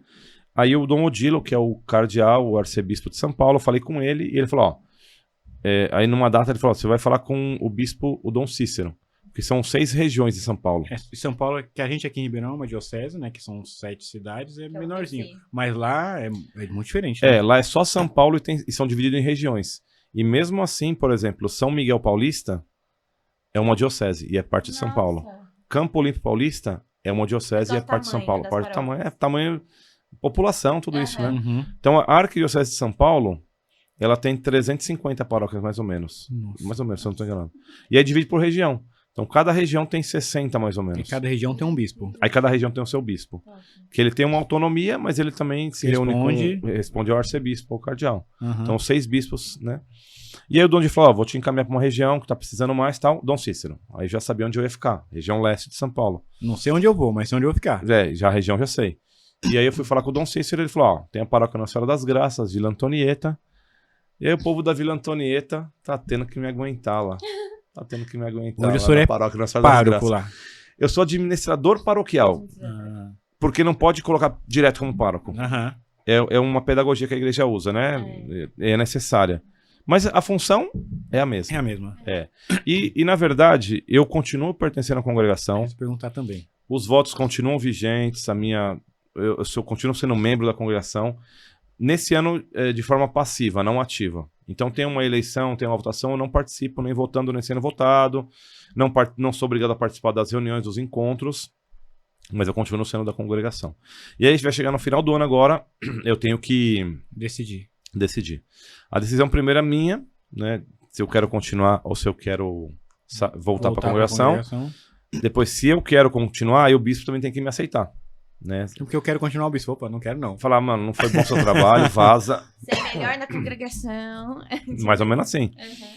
E na congregação, se eu quiser voltar, eu comunico e falo, ó, tô voltando, eles vão me dar uma próxima missão pro outro ano e eu volto tranquilamente, né? Tem muita diferença da congregação para a diocesana? Tem bastante. Porque, como eu te falei, vivia com o irmão, outro padre, né? Diocesano é sozinho, praticamente mais solitário, né? Porque bastante. igual o senhor sempre falou nas suas falas aqui, eu fui pra tal missão, mas lá tinha um asilo, tinha não sei o quê, meio que um complexo, né? Fui pra tal missão. Então sempre era 3, 4 padres, né? Sempre. Que moravam juntos. Moravam juntos. Né? Agora o diocesano, o padre mora O diocesano sozinho. já não tem essa questão de asilo. Alguns até tem alguma creche, alguma coisa acoplada, mas ele é praticamente sozinho. Difícil, No máximo vem um seminarista no final de semana. No final de semana vem algumas paróquias. Paróquias. Mesmo que a paróquia tenha um vigário, eles não pode ser que eles vivam na mesma casa até, mas não tem obrigação de ter uma vida em comum. Os religiosos de congregação têm que ter vida em comum, de oração, de organização, de administração, tem oração diária, oração tem tudo. diária. Tem. Que faz parte da congregação. Faz parte. Agora, faz parte do ser religioso. O diocesano aí pode morar numa casa, mas cada um tem a sua rotina. Exatamente. Aí forma a sua rotina.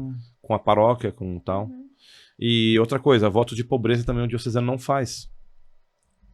No meu caso, por exemplo, quando eu entrei em 2004 no seminário, eu tinha conta em banco, fechei. Eu nunca. Já tive carro, mas nunca tive uma casa no meu nome e tal. Não pode ter nada no seu nome. Nada. Quando você entra, pode ter, mas depois você vai ter que. Se você fizer os votos perpétuos, você tem que. No seu caso é voto perpétuo. O meu fiz votos perpétuos. Você tem que se desfazer. Desfazer. E no caso do diocesano? Porque assim, desculpa a curiosidade, mas a congregação, ele tem um salário? Tem alguma coisa? Outra coisa. A congregação, você tem uma ajuda de custo. O mensil, que eles falam, né? Que é... Pra sobreviver, comprar sua roupa... 400, 500 reais por mês. Não dá nem pra comprar roupa. Não. Não dá pra comprar uma casula. Não dá. Porque a roupa, o remédio, tudo isso, a congregação... Pra você comprar comida. Assim, o paramento... É pra você, sei lá, ir no cinema... Tá. Mas os paramentos, isso tudo, a congregação te dá. A congregação Porque a casula, você tudo é um membro. muito caro, né? Claro. Tem caro, tem mais barato. Não, claro. Mas assim, esses 500, 400 reais de mensil é mais pra algo Um pessoal. lazer. Algo pessoal. Vou comer um lanche hoje Aham. diferente, sei lá, um lazer. Eu vou sair com alguém, não vou ficar dependendo só, né? Exatamente, porque a congregação, as comunidades, como eu falei, essas comunidades, elas têm um caixa em comum. Porque, por exemplo, lá no Paraguai, o pároco tinha um salário, o vigário tinha um salário, o diretor do asilo tinha um salário, mas não vinha para nós, ia para uma caixa em comum. E dessa caixa em comum eu podia tirar para comprar remédio, comprar roupa, entendeu? Entendi. E aí trazia a nota. Entendi. Entendeu? O diocesano é diferente. Ele recebe o salário dele, é um salário. E ele faz o que ele quiser. Aí com faz o que ele salário. quiser, entendeu? Quiser comprar um carro, quiser comprar roupa. ele Carro, pode pode ter bens, ele pode ter. Aí eu tive que abrir uma conta, voltar. então, isso, desde, né? Faz 20 anos que eu não tinha. Não sabia nem fazer Pix. Como é que é esse negócio de Pix aí? É verdade. É porque não caiu dinheiro na conta, não tinha conta. Não tinha O conta. pessoal no banco, ele falando, como que faz o Pix? Eu pensei assim. Não, pior que foi abrir uma conta num banco X aí, pra não fazer propaganda. E aí a pessoa eu falei, ó, a minha situação é essa e tal. Não, padre, eu te explico, é assim, assim, assim. E abri uma conta até sem taxa e tal, só pro salário mesmo, entendeu? Mas o senhor mantém os seus votos. Mantenho. E hoje o senhor, lá como administrador, tem o salário, tem tudo normal. O senhor pode ter suas coisas ou não pode? Como fica? Agora posso, Pode. agora posso. Tá. Porque mantém os votos, mas hoje o senhor está Então, como diocesano, né? Porque o voto de pobreza eu não mantenho, obviamente, porque eu tô fora da congregação. Mas o de castidade e de obediência, diocesano e religioso faz. O diocesano faz pro bispo, o religioso pro superior. E o de castidade todos fazem, de não ter, né, ninguém. Então todos fazem, então essa mantenho. Claro, de pobreza não tem, porque você acaba tendo salário, conta, posso comprar. E aí, se o senhor decide no final do ano ficar na diocese, se desliga totalmente da congregação? Aí a pedagogia é o seguinte, eu peço mais 2 anos. Foi 1 ano, aí a próxima pedida 2 anos. Aí fico 2 anos, continuo pertencendo à congregação. Desse jeito que tá. Do jeito que tá, do jeito que tá. Isso, passivo. Se no final do 3º ano eu quiser ainda continuar na diocese, eu peço outros 2 anos. E aí já é um processo que chama de exclaustração, que é de saída do claustro, vamos dizer assim, do seminário, da congregação. Exclaustração. Eu já vou fazendo o processo de sair, porque eu já tô decidido a ficar na diocese. Mas só tem que esperar esses 5 anos. Aí quando termina o 5º ano, aí definitivo. Aí eu renuncio aos votos, de pobreza especialmente, porque os outros 2 permanecem, né? Obediência ao bispo e castidade. E aí aí eu fico na diocese, e aí passa um período o bispo que decide de fazer a incardinação na diocese. Legal. Por isso que sai lá nos atos oficiais, tal padre... Incardinado. É verdade. Porque o padre Mário, que veio aqui no começo, ele era do Verbo Encarnado, e daí ele se tornou diocesano e saiu isso aí. Ele foi incardinado. Foi. Então já tem um tempo que ele tá aqui. Já. Então, tem que ter um tempo para poder... Antes era 3 anos, era 1 e mais 2, aí ficou 1, 2 e 2. O Papa Francisco mudou para dar um tempo maior dessa experiência e tal, se a pessoa quiser voltar, né?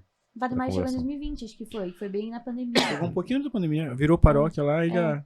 Aí deu tempo aqui, cada diocese também tem um pouco a sua maneira, então o bispo incardina e aí você diocesano. Diocesano. Mas Direto. assim, seus carismas tudo você não deixa de ter, né? Não deixa, né?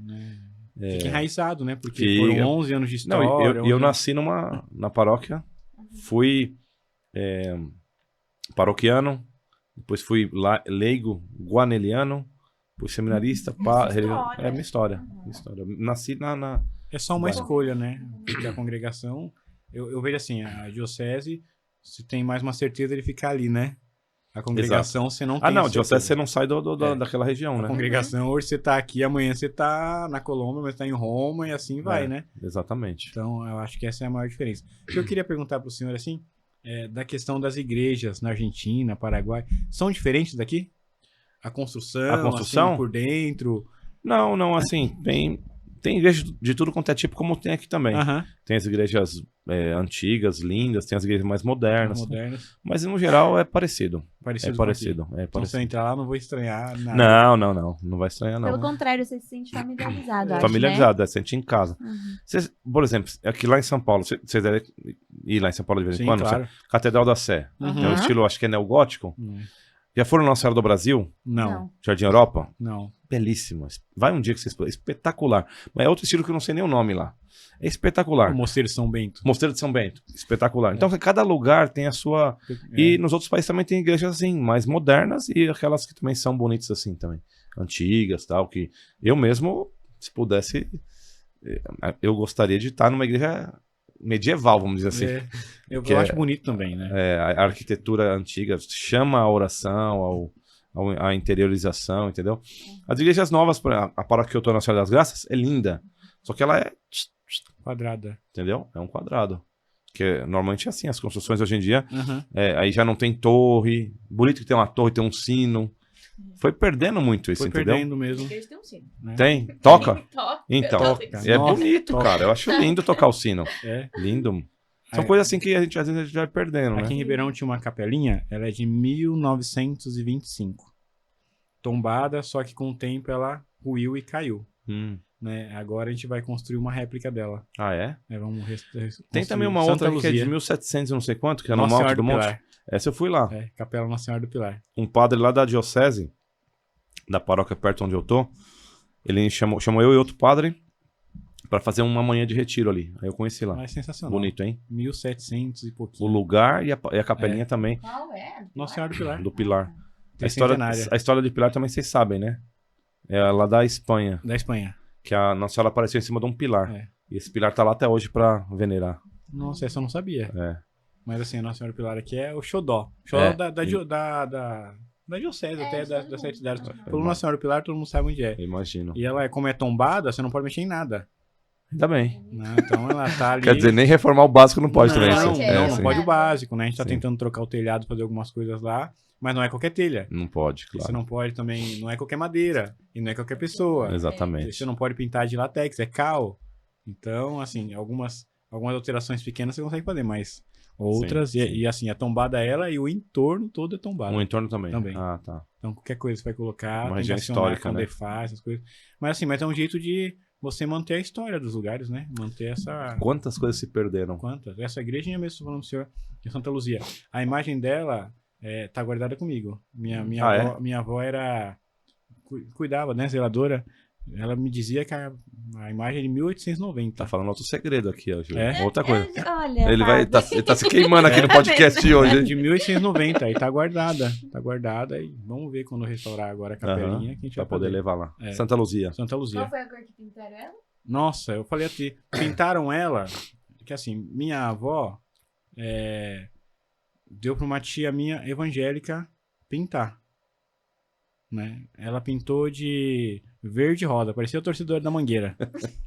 Mano, foi de propósito que a tiazinha Nossa. evangélica fez isso. Não, daí eu peguei, olhei assim pra. Daí quando minha avó, quando eu fiz uns 15 anos, falou: quero te dar a imagem pra você cuidar, a igreja caiu, então quero que você cuide dela, não sei o quê. Eu falei: não, vó, mais pra frente a gente vê isso. Minha avó veio a falecer, eu levei. Eu falei: mas eu não vou deixar ela assim. Torcedor da Mangueira, eu levei no restaurador, né? Daí ele foi, pintou. Descascou? Não sei o que ele fez, mas deixou. Mas ali. deixou. Deixou. Show. Bacana. Daí as pedrinhas dela, falei, deixa tudo original, coloca só o que tá faltando. Ela ficou perfeita. Mas eu olhava pra ela triste. Rosa e verde. Né, imagina. Nossa, Não dá certo, não né? dava. Torcedor da Mangueira. Né? Mas tá lá em casa. E aí a paróquia Santa Cruz, que é a sua de origem, é isso? Isso. É a da Kadosh? Não. É outra. É outra Santa coincidência. Cruz? É outra. É coincidência, porque a Santa Cruz que eu faço parte é lá na Zona Norte, onde eu nasci lá e tal. Lá é Santa Cruz também. Na Zona Leste, né? E aqui, vizinha à paróquia que eu estou, na Senhora da Graça, tem a Santa Cruz, que é da Kadosh. Que é da Kadosh. É coincidência. E meu grupo de oração é Santa Cruz. Então, tá vendo? Aqui nós estamos tudo pregado na cruz, tem jeito. Tudo. Aquele que quiser me seguir, renuncie a si mesmo. É isso mesmo, a vida de Tome a cruz. sua coisa e me siga. Não é prosperidade, Não. não é show, como tá como tem alguns Aham. movimentos atuais aí. Não. É o caminho A diário. gente, quando foi escolher o nome do nosso grupo de oração, tava aí mais dois amigos, né? Daí falou, vamos escolher um nome, né? Daí ficamos uns 10 minutos rezando, daí um olhou pra cara do outro, não tem nome pra escolher. Estamos na Capela Santa Cruz, tem uma cruz enorme, é Santa Cruz. Já tá dado o nome. Né? Daí a gente olhou pro outro e falou, nossa, é verdade, né? A gente tá aqui escolhendo o nome já tá dado. Mas é isso mesmo, a vida de cruz, né? Foi isso que ele nos Com ofereceu. Né? certeza, com certeza. Eu acredito que a sua vida também começou na Capela Santa Cruz, mas mesmo sendo enriquecedor todos esses lugares que o senhor for, não deve ter sido fácil, né? Não. Adaptação e tudo mais. Então, eu me adapto fácil aos lugares. Eu tenho esse privilégio aí, essa graça de Deus. Mas teve dificuldades, óbvio que teve, né? Eu quero dizer o seguinte, que talvez outras pessoas não... Quando eu falo de morar longe... eu longe da minha família, não sei o quê. Mas eu não tive nenhum problema com isso. Eu consigo fazer amizade fácil, me adapto fácil à comida, aos lugares. Tanto que eu tô gordo, né? Por isso que eu me adapto fácil às comidas. Então, mas teve as dificuldades quando chega, porque você fica meio perdido. E ao longo do caminho também outras dificuldades, tal. Às vezes de convivência, às vezes de ideias, enfim, várias coisas. Mas a gente tem que ir superando, né? Tem que ir levando adiante, porque se Deus tem um projeto pra você, tem uma missão pra você, Ele vai te dar o suporte pra você levar até o final, né? Ele vai te sustentar, né? E o senhor sempre foi bem recebido nos lugares? Que saiu do seminário aqui até hoje, assim. Foi bem recebido em todas Tem algum lugar com dificuldade, totalmente fora. Porque às vezes você chega lá e a pessoa fala, isso aí veio lá. Já veio um brasileiro. Brasil. Paróquia Nossa Senhora das Graças, atual. Vocês vão me assistir. Ela perguntou se eu fui bem recebido em algum lugar. Meu Deus. Nos lugares fora, como você vai já com uma estrutura da congregação, você vai ser sempre bem recebido. Até o pessoal falou, como é que é lá no Paraguai? Eu falei, foi a minha última missão, 3 anos eu fiquei lá. Pra mim foi maravilhoso. Porque eu vou já na paróquia, no lugar. Agora, se uma pessoa vai, um brasileiro, pra trabalhar fora, pra conseguir uma casa, pra conhecer pessoas, trabalho, aí deve ser difícil, deve ser mais difícil. Eu conheci pessoas que, por exemplo, saíram de São Paulo pra Porto Alegre, enfrentaram muita dificuldade e não conseguiram nem ficar, pela diferença de cultura, de aceitação. Mas, no meu caso, agora, aqui na Nossa Senhora das Graças foi difícil. Sério? Foi, eles sabem disso, eles sabem. Porque eu vinha com uma fama que eu não tinha, entendeu? Aqui na paróquia. E no início, eu tava sendo excluído da galera, só que eu nem percebia. E eu fui fazendo meu trabalho. Eu sou muito brincalhão, de falar, de brincar. Até tem a Beth. Calma, Beth. A Beth, ela, as primeiras missas que eu fui celebrar lá, eu fui apresentado numa missa 23 de março à tarde. Só que eu celebrei às 2 da manhã, 8h10. E aí o pessoal na fila pra entrar comigo, o primeiro eles estavam me vendo, ô padre, prazer, bem-vindo e tal. Aí eu virei pra Beth, ela ia fazer a leitura com as filhas dela. Nossa. Aí eu virei pra ela e falei assim, a senhora vai ler? Vou. A senhora sabe ler? Mas, na brincadeira. Acabou, a mulher me odiou. Me odiou. E começou a falar, esse padre que não sei o quê, começou a ir pra todo candelado lá. E outras coisas também que vinha, que não vem ao caso falar aqui, a galera já tinha 2 pés atrás comigo. E tinha outro padre que ficou... O padre ficou 6 anos, o padre Valdir, tal, ele que terminou a paróquia e tal. Todo mundo emocionado com a ida dele. E eu, mano, eu vim do Paraguai, cheguei de boa, quero ajudar vocês. Já chegou na primeira fazendo essa. Então, mas é meu jeito de brincar, entendeu? Aí, enfim, aí o pessoal foi começando a ver que não era bem aquilo. Só que assim, eu até falei pra eles, né? As crianças, que eu já comecei a chamar as crianças já do início, pra ficar na missa. Eu falei, como é que vocês tratam? Como é que vocês ficavam em casa lá? As crianças me amavam, vocês me odiavam. Como é que era o relacionamento? Como é que era pra falar do padre lá na casa de vocês? Na brincadeira, né? Porque as crianças, porque eu chamo elas lá, voltando pras crianças. Na homilia, depois eu falo, ó, agora volta pro banco devagarzinho. Eles voltam em silêncio devagarzinho. Aí no final, chamo de novo, faço uma bênção com água benta, aí eu saio em procissão, eles vêm tudo atrás de mim. Aí lá fora eu dou um pirulito pra cada um. Já botei todas as crianças no bolso na primeira missa, você entendeu? No bom sentido, né? Sim. A criança me ama, e eu amo as crianças. Não fica aquela da criança chorar, o pai ficar, levar a criança pra fora. Elas querem ir na missa das 10. Você entendeu? Presta atenção. Eu falava, como é que vocês negociavam com as crianças aí? As crianças me amavam, vocês me odiavam. Só que aí, como eu não sabia de nada, eu continuei fazendo brincadeira e tal. Senti algumas resistências, falei, mas é normal. Cheguei agora. Tal. Aí o pessoal... Faz um mês que eles começaram a revelar essas coisas. Faz um mês que eles começaram a revelar essas coisas. De que eles não gostavam de mim, de que eu vim com uma fama isso, de que eu fiz um negócio de que o outro não sabe ler. Tudo coisa de brincadeira ou de fama que eu não tinha, que se enganaram. Ninguém conhecia o senhor do Paraguai? Conhecia de algum já. Porque sabe, vai vir o padre tal, já tudo foram na rede social buscar. Porque ele é isso, porque ele é amigo daqueles. Mas ninguém tinha vivência. Que ele surfava quando era jovem. Corintiano, surfava. Zoei os palmeirenses tem umas horas esse fim de semana, até na missa zoei. Somos 2. Aí, eu fui na Expo Católica sexta-feira. Aí comprei uma casula verde que a paróquia não tinha. Eu tava usando uma minha e comprei. Aí na missa das 8, antes da missa a gente fez uma bênção. Falei, pessoal, fiquem de pé, olhem aqui pro fundo. Vamos fazer a bênção da casula. Fiz uma bênção, aí eu coloquei a casula, entrei, tá bonito, né? Aí no final da missa falei, e aí, vocês gostaram da casula? uma aquisição da paróquia, bonita. A única coisa é que a cor dela é regional, não é mundial. Não é conhecida mundialmente. Nossa. Mas tinha um pobre assim no primeiro banco, ele, rapaz, pegou pesado, hein, meu. Pior que a gente não pode nem falar nada, só com o microfone na mão. Mas assim, então o povo foi revelando aos poucos essa questão que eles tinham. Por exemplo, a Beth, a dona Beth. Já fui na casa dela umas 8 vezes já, no último mês. Almoçar, jantar, enfim. Então, quebrou aquilo que quebrou. Eles começaram a conhecer e começaram a ver que não tinha nada daquilo que se falava e tal. Que era uma fama que, na verdade, eu não... Eu até tinha uma fama de umas coisas aí, de umas pessoas, que eu ia expulsar pessoas, que eu era tradicional, que eu era isso, aquilo e tal. Eles estão vendo que, claro, algumas coisas tá ajustando, mas não é assim de primeiro lugar tá a pessoa, depois vem... Porque sempre quando tem essas trocas, tem todas essas histórias por trás, essas... Nossa, o padre é isso, o padre é aquilo, e daí uns vão, outros voltam e não sei o quê... Mas ninguém espera pra sentar, vamos ver como ele é de verdade? Exatamente, conversar. Vamos sentar e conversar? Quando começaram a ver, aí... Então, por isso agora eu já tô tendo amigos lá, já pessoas que já são bem próximas de mim e que estão me ajudando nesse processo de estar na diocese. É porque é novo até pro senhor. É novo. Todo o trâmite de uma paróquia diocesana, é tudo novo, né? Não, e algumas coisas, algumas loucuras, eu falo, vocês estão abraçando minhas loucuras. Eu tô dando linha na pipa e vocês estão embalando. Então, estamos fazendo algumas coisas assim que não tinha, ou que era diferente, e o pessoal tá gostando muito, né? A procissão de Corpus Christi, por exemplo, a gente foi até... nós temos uma capela Fátima. A gente foi da paróquia até a capela com o Santíssimo, dá uns 2 quilômetros. Andamos 1 hora de procissão com o Corpus Christi. O pessoal amou. Mas como é que vai ser o antes? Não, né? Ontem mesmo foi a primeira dia da quermesse lá, foi ontem. Por isso que eu tô com essa voz assim também. Fiquei o dia inteiro lá. Domingo? Foi domingo. Foi depois da missa das 10 até 6 da tarde. Mas não cabia gente no salão. E nunca tinha tido uma quermesse lá de tarde. Sempre de noite. Falei, vamos fazer. A gente bota as crianças da catequese para dançar, vestidas, as famílias vão vir. Entupiu, acabou todas as comidas. Que bênção. Então, quer dizer, estão abraçando as minhas loucuras e aí a galera tá vindo junto. Vai se conhecendo, né? Vai se conhecendo, vai criando esse vínculo. Foi um dia sensacional ontem. Celebrei 3 missas e fiquei lá, cantei bingo. Ia de mesa em mesa, botava peruca, botava chapéu, tirava foto, brincava, dançava com as crianças. Então, acabei ontem, quando eu fui dormir, desmaiei. O pessoal tá conhecendo o senhor. Eu gosto das crianças. O pessoal tá se conhecendo. Eu acho que isso tem agora que ter com todo padre, sabe? Antes de julgar ou pré-julgar, tentar conhecer. Exatamente. É importante acolher. Vamos acolher e depois a gente vê como é que vai ser, né? Porque, igual, eu cheguei, de boa, levei de boa, mas se de repente outro padre, ele ia sentir que falta de acolhida, né?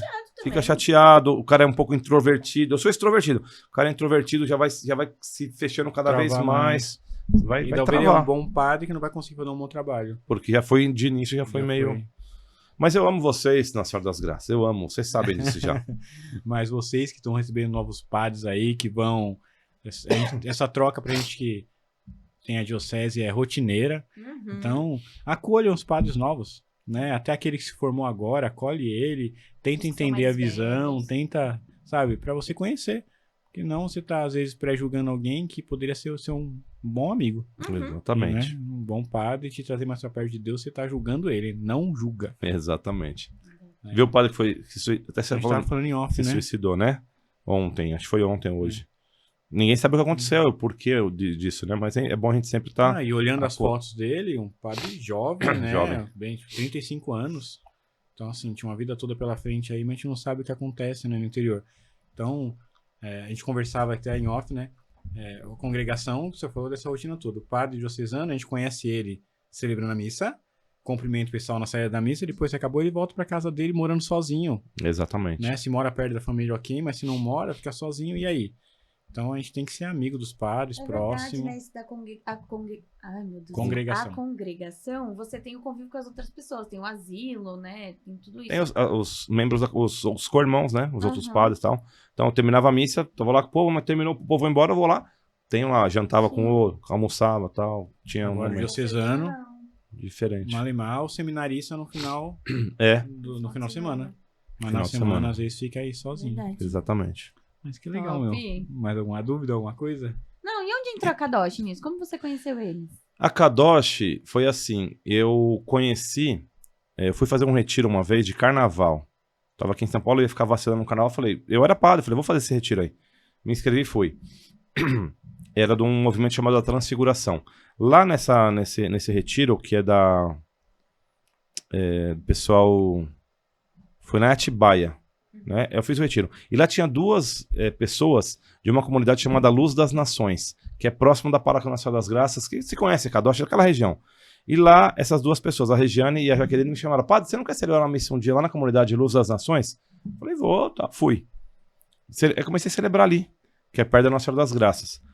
E aí elas conheciam o Alessandro. Falaram, tem um padre que tá vindo aqui. Aí o Alessandro me chamou pra ir lá. Aí eu fui. E aí começou a... Conheceu o Vini, Conheceu o Vini, todo mundo. Já, quando eu morava ainda fora, vinha de vez em quando celebrar também. Não foi agora, foi antes. Foi então. antes. Foi em 2019, antes da pandemia. Eu conheço eles. Então faz um tempo. Faz um tempo já. Que... Aí agora eu vim morar aqui, ninguém acreditou. Falou, você veio justo nessa paróquia, pertinho de casa. Porque podia ser qualquer paróquia da arquidiocese. Mandaram pertinho ali. Aí eu tô tendo esse convívio com eles. Sempre o senhor teve esse retorno pra pertinho de casa, né? E então, tô sempre voltando. Né? Sempre tô me mandando pra cá. Sempre pertinho de casa. Sim. Que alegria ter o senhor aqui nessa noite, né? Pra gente foi um testemunho muito bacana. Sabe? Acho que é legal o pessoal conhecê-lo. Até o pessoal do Nossa Senhora das Graças. Ouve essa história e vê que não foi fácil não, viu? Né? Foi muitos países, muitos lugares, com dificuldades, mas até um período de desistência, mas quando o chamado é maior, a gente volta, né? Mas gratidão por o senhor ter vindo aqui nessa noite, partilhado com a gente, seu testemunho, né? Sua história de vida, pra gente enriquece muito, né? O Vini indicou, a galera indicou, nós nos conhecemos hoje, né? Sim. Eu acho que isso é o mais legal que o podcast nos traz, sabe? Conhecer pessoas que a gente nunca viu na vida, né? Histórias que nos edificam muito. Bacana. O Pardal vai vir. Pardal vai vir. Pardal. Eu quero o contato do grande Pardal. Vai, vou te passar. Não, eu tô muito feliz de ter conhecido um padre surfista. Aí, Tô tamo junto. muito- Tamo junto, Júlia, tamo junto. Tô muito feliz. Né? Acho que é top. legal, né? Legal. E aí também eu chamo a galera. A Nossa Senhora das Graças tem um podcast também. Todas as quartas-feiras, da paróquia. É. E aí eu fui entrevistado do mês de junho. Primeiro, quando voltou, nova temporada, eles me entrevistaram. Mas muitas coisas que eu falei aqui, não deu tempo de falar lá. Então eles vão assistir também e vão me conhecer com mais Muito profundidade, né? E como que é o nome do podcast? Nossa. Ih, Podcast das Graças. Tá pelo YouTube. Nossa, agora que eles já vão agora não me vai odiar de assistir novo. mais. A gente corta os pedaços. Podcast das Graças, acho que é. Padre Marcel de Abreu, né? Isso. Não, mas que legal, que interessante. Eu acho que é legal esse meio de podcast, essas coisas, pra gente chega mais longe, né? Tem gente que segue a gente que é de longe. Sim. Então, Inclusive, quando vai sair, quando vocês... manda o link pro senhor. Vai estar o pra link vocês- para isso. poder enviar, para vocês seguirem também aqui. Podcast que tá Gente aqui, de ó. fé. Cadê a câmera? Gente de Fé. Então, Tá vendo? Esse é o que E aí vocês também, quem tá assistindo, me sigam lá nas redes sociais. Vai estar aí também marcado aí no... Isso a gente vai, com certeza, vai colocar o Né? seu nome aqui pra gente divulgar o senhor também, pra gente, o pessoal seguir na rede social. Com certeza. Mas gratidão por senhor ter vindo aqui nessa quinta-feira, né? A gente não tem palavras pra agradecer. Qual que é o nome do podcast? é esse aqui? É Graças Podcast. Graças Podcast. Graças Só Podcast. inverteu, Só invertir. né? Mas um abraço pessoal lá do Graças Podcast, né? Pode vir aqui pra gente partilhar também. Top. Sejam convidados pra vir aqui pra gente Yes. conversar, trocar uma ideia de podcast. A gente gosta também, né? Pra gente trocar uma ideia. E agradecer ao senhor por estar aqui nessa noite. Mesmo frio, o senhor veio, né, se dispôs a estar aqui com a gente. Muito obrigado de coração mesmo, né? A gente não tem palavras pra agradecer ao senhor. Eu que agradeço, Binho, Júlia, muito simpáticos e muito amáveis para compartilhar um pouco das nossas vidas aqui, evangelizar um pouquinho. Vamos para frente, vamos carregar a nossa cruz. É isso aí, Santa Beleza. Cruz. Vamos carregar Vamos nossa carregar a cruz, nossa cruz. né? Agradecer aos nossos patrocinators. Yes, Raulzito. Joga aí, Raul, Ramonzito, pra gente. joga pra gente, por favor. O Vini veio aqui e chamou o Raul de Ramon. De Ramon. Ramon. Ele ficou bravo. Mas é porque a gente tava falando, acho que do Ramon. Aqui, Editora Paulos, gratidão aí pela parceria, né? Por acreditar nesse projeto que a gente tem aqui, que faz com muito carinho. Então, quer um livro, quer alguma coisa, vai lá na Paulos, Bíblia, eles têm de tudo, né? É bom pra você se aprofundar, estudar cada vez mais. Busca lá com eles, que eles são incríveis, vão te dar um atendimento excelente. Estúdio Nossa Cidade, Grande Márcio, Grande Raul aí, que nos dá apoio toda quinta-feira, gratidão. né? Você quer também fazer o seu podcast, entre em contato, chama no direct, que eles vão te dar um atendimento aí. O Raul manda bem demais. Top. Mazi Arts, que faz essa canequinha, essa é sua, padre. O senhor Opa, lembrar da gente, aí né? sim. Tomar o seu café, o seu Obrigado, chazinho lá, obrigado. né? Valeu. Isso aí é com muito carinho que a gente entrega pro senhor. Obrigado. Tá? Mazi Arts, que faz todos os nossos personalizados. JS, Grupo JS. Esse dia o Igor mandou uma mensagem: Binho, obrigado, meu. Um pessoal viu no podcast lá, o Grupo JS chamou aqui pra gente estar arrumando a casa, não sei. Mas então, se quer alguém, super indica o Igor aí, elétrica, Eles hidráulica, são tops. E gratidão, vocês estão acreditando, porque são pessoas que acreditam no nosso trabalho e nos ajudam muito. Todas as pessoas que a gente indica são pessoas de confiança. Michele, arte religiosa, quer fazer uma restauração na sua imagem, quer comprar uma imagem nova, terço, alguma coisa, ela vai. Esse aqui, padre, é de presente pro senhor. Também? É da Michele. Vamos querer voltar outras vezes, hein? Ô, Michele, obrigado, Michele. A Michele, Deus né? abençoe. Lindão o terço, ó. Nossa. Isso aí, um terço azul pro senhor guardar lá Obrigado. na sua. Top, tem o nominho do podcast. Gente de Ah, fé. bacana. Obrigado, Show, obrigado. Michele, por aqui tá. Ser Santos, que nos envia as camisetas. Hoje eu não tô, porque tava muito frio, eu não vim. A Júlia veio. Olá. Né? De São Né, Miguel. de São Miguel, gratidão, muito obrigado vocês terem acreditado nesse projeto. Quando a gente começou essa parceria, a gente tinha nem 1.000 seguidores, estamos Foi. aí com 5.000 seguidores praticamente. Então, gratidão por vocês acreditarem na gente. Então, se quer comprar sua camiseta, seu moletom, entra lá em contato com a Ser Santos, entra no site. E eles são mandam incríveis. brindezinhos. Manda ó, aqui, a gente já tem Nossa Nossa Senhora Senhorinha, das Graças, tem São São Francisco. Francisco. São incríveis, manda lá. Sim. E Projeto. projetos, completos projetos, qualidade e agilidade. Quer fazer o seu projeto? Chama eles, que eles são incríveis. Yes, é isso. Muito obrigada, Isso aí. gente. Sigam a gente nas redes sociais, @podcast Gente de Fé. Facebook, TikTok, Instagram e aqui no YouTube toda quinta-feira às 20 horas. Padre, a gente não pode sair daqui sem uma bênção, né? Se eu puder nos abençoar quem está nos assistindo nessa noite. Com certeza. Muito obrigado uma vez mais. Podcast Gente de Fé. Binho, Júlia, produção. Senhor esteja convosco. E ele está no meio de nós. Que essa bênção possa chegar a cada um de vocês, familiares, pessoas que estão passando por dificuldade, por alguma enfermidade. Que essa bênção possa chegar, que Deus Todo-Poderoso possa abençoar, que Maria possa interceder e que nós, carregando a nossa cruz cada dia, possamos, como diz aqui, ser santos. Que Deus os abençoe em nome do Pai, do Filho, do Espírito Santo. Amém. Valeu, galera. Aí, Abraço. valeu, galera. Obrigadão vocês aí. Quinta-feira que vem tem mais. Deus abençoe. Boa semana. Valeu! Top. Muito Nossa, bom. que legal. Nossa, só preciso ir no banheiro. Aqui no banheiro. É aqui É aqui, do outra lado, porta. na outra.